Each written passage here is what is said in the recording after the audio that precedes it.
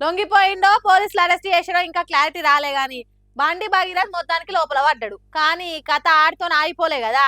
ఎసొంటి శిక్ష పడేటట్టుంది, ఏమేం ప్రూఫ్లు బయటకు వస్తున్నాయి, లాయర్లు ఏమంటుర్రు అనుకుంటా తీరొక్క వార్తలు తిరగబట్టినాయి. మందంతా మస్తుగా మాట్లాడుతుంటే నా వర్షన్ నేను చెప్తా అని భగీరథ్ నాయన బయటికి వచ్చి గిట్ల మాట్లాడిండు. మేమేమనం మీ పేరు కూడా తీయము, మీరేం చెప్పాలనుకుంటారో చెప్పేసి పోరు సారు, మాకెందుకు పంచాది. కన్న కొడుకును ఓ తండ్రి పోలీసులకు స్వయంగా అప్పగించినటువంటి సందర్భం ఏదైనా ఉందా? వాళ్ళ కన్న కొడుకును నేను తీసుకుపోయి విచారణకు సహకరించాలని చెప్పి నాకు సమాచారం వచ్చిన వెంటనే నా కొడుకును అప్పచెప్పిన. ఎంత అనొద్దు కామెంట్ చేయొద్దు అనుకున్నా కానీ మీరు చెప్పే విన్నాక అనకుంటూ ఉండలేకపోతున్నాం సారు. కేసు పడ్డదని తెలియంగానే అప్పచెప్పినా అని అంటురు కదా. కేసు పడ్డదని తెలియంగానే అప్పచెప్పిర్రా, 9 రోజులకు అప్పచెప్పిర్రా?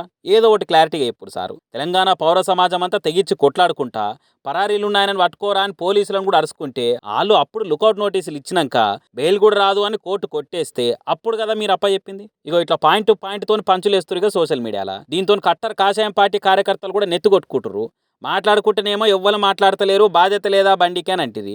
మాట్లాడితేనేమో మాటకు మాట చెప్పుకుంటా కళ్ళు తిరిగే తీరి కామెంట్లు ఏవడతిరి అని అనుకుంటా రంది పడబట్టిరట పాపం. ఇంకా కేసు ఇంత ముంగటి పోతున్నా కొద్ది రేపు ఏం మాట్లాడుతాడో సార్ చూడాలిగా.